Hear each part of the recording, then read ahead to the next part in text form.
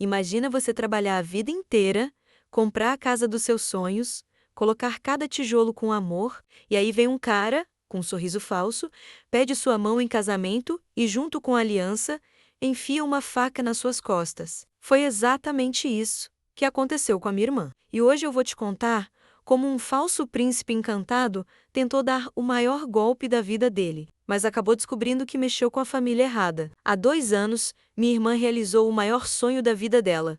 Comprou a casa própria. E não foi qualquer casa.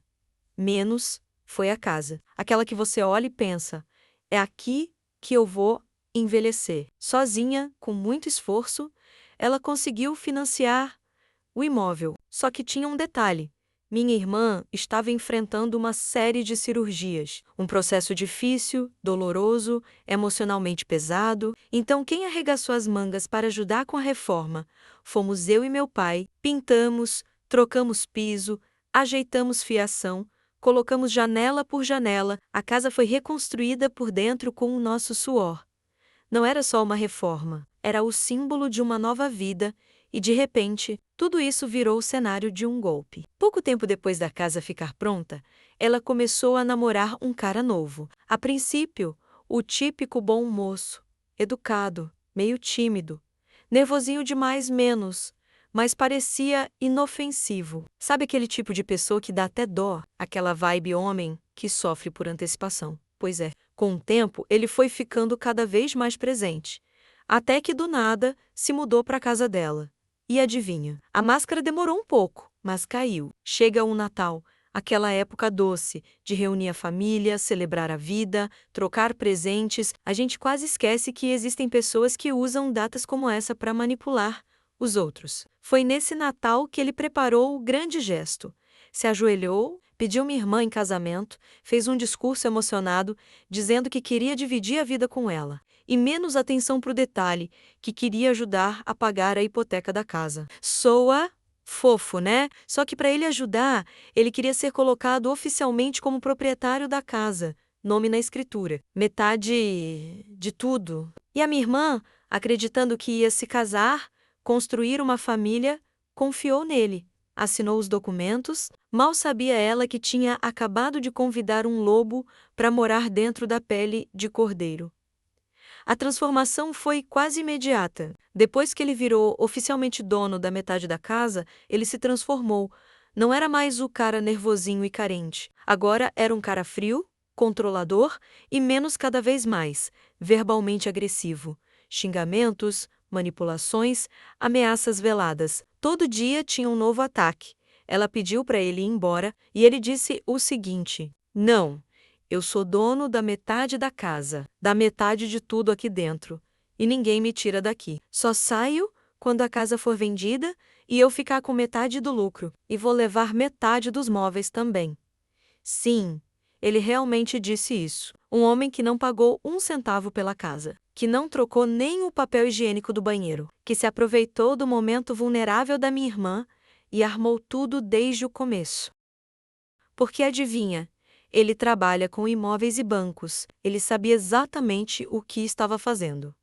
A armadilha se fecha, mas a gente começa a cavar a saída. Minha irmã estava literalmente presa dentro da própria casa. A casa dos sonhos tinha virado uma prisão, e o carcereiro era o homem que ela amava. Só que agora, ele usava a própria assinatura dela como algema. E o mais absurdo, ele fazia questão de lembrar lá todos os dias disso. Você não pode me expulsar. Eu sou dono de metade disso tudo aqui.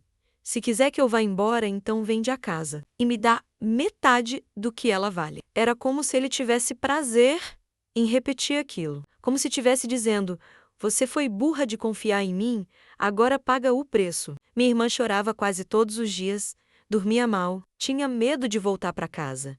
E ainda assim, esse canalha seguia lá dentro, comendo da comida dela, sentado no sofá que ela comprou, usando os talheres que meu pai deu de presente. E nós não podíamos simplesmente chamar a polícia. Legalmente, ele tinha razão. O nome dele estava no papel. Foi quando a gente percebeu se não dava para tirá-lo da casa. Então a gente tiraria a casa dele. Começamos a montar um plano, tirar minha irmã dali com tudo que era dela, cortar qualquer conforto que ele tivesse. Garantir que a imagem dele fosse manchada para sempre, menos começando pelo emprego, mas tudo precisava ser feito com cuidado. Afinal, minha irmã tinha deixado claro, nada de ilegal. Então começamos pelo básico. Planejar uma mudança relâmpago. Marcamos um fim de semana, no sábado de manhã, chegamos com um caminhão de mudança, caixas, sacolas e uma equipe de amigos que estavam dispostos a ajudar. Em menos de 4 horas a casa estava vazia. Vazia de verdade. Levamos os móveis, os eletrodomésticos, as roupas, os utensílios de cozinha, as plantas, as lâmpadas que a gente instalou e até as cortinas que minha irmã costurou à mão.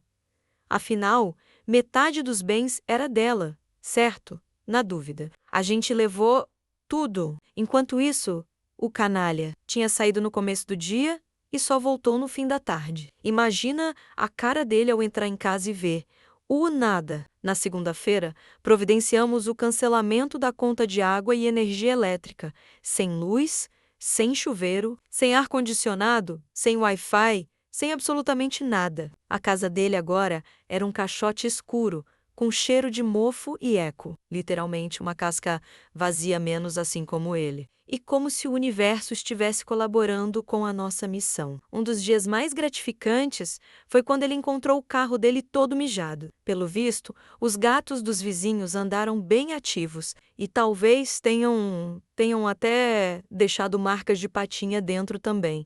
A coincidência é que os vidros estavam abertos. A sorte, talvez, ou o karma. Mas a nossa missão não era só tirar ele da casa. A gente queria garantir que ele nunca mais tivesse coragem de repetir esse golpe com outra mulher. E foi aí que comecei a escrever. Sim, eu sentei e fiz um relatório completo do que esse homem fez.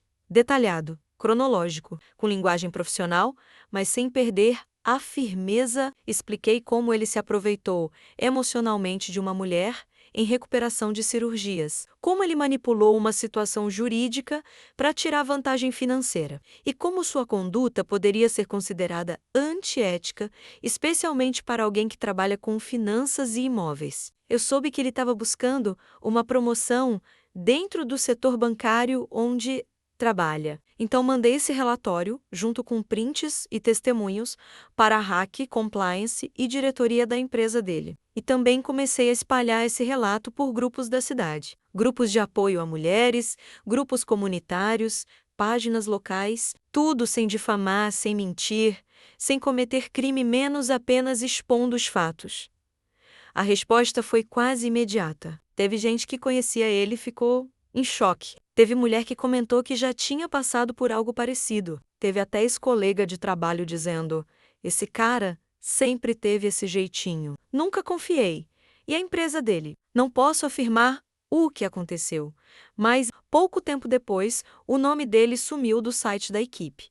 Coincidência, talvez, mas eu gosto de acreditar que foi um pequeno presente do destino, com a casa vazia, a luz cortada, o carro fedendo a xixi de gato. E a reputação começando a derreter como vela no sol, ele percebeu que tinha perdido o controle. Só que ele ainda tentava manter a pose. Mandava mensagens para minha irmã como se nada tivesse acontecido. Dizia coisas como: a gente ainda pode resolver isso amigavelmente. Ou, se você for justa, metade disso tudo é meu. Ele estava desesperado, mas fingia calma. Tentava inverter o jogo, fazer parecer que ela era a instável, que ele só queria o que era justo. Só que justiça, nesse caso, não era dividir a casa, era devolver a dignidade que ele tentou roubar. Minha irmã, aliás, é uma força da natureza. Mesmo depois de tudo, ela não quebrou. Sim, ela chorou. Sim, ela se sentiu enganada, usada e profundamente traída. Mas ao invés de se fechar, ela se reconstruiu. Foi morar temporariamente com amigos,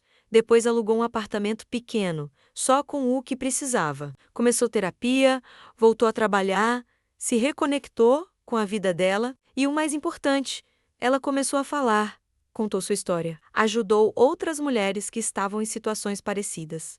Fez disso uma missão. Ela transformou a dor em munição para impedir que outras pessoas fossem vítimas do mesmo tipo de canalha disfarçado de príncipe. Ele, por outro lado, entrou em modo destruição. Tentou vender a casa às pressas, mesmo com a parte dela ainda vinculada. Tentou registrar boletim de ocorrência por furto de móveis. Tentou até espalhar boatos sobre ela dizendo que ela era desequilibrada, vingativa.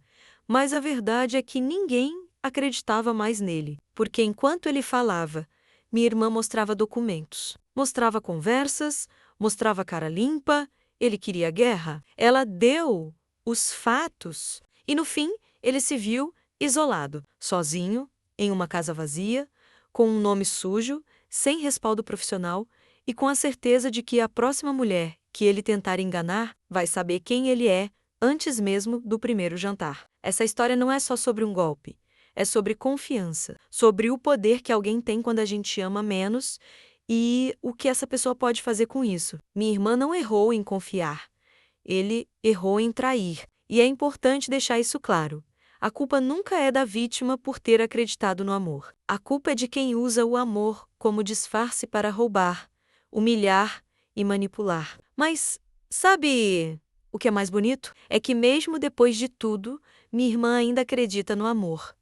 Não no conto de fadas, mas no amor real. No amor que constrói, que respeita, que não precisa de assinatura no papel para existir. Se você é um cara que acha que pode se aproveitar de alguém assim, que pensa que ser legal por alguns meses te dá o direito de tomar metade da vida de alguém, saiba que o mundo está ficando pequeno para você.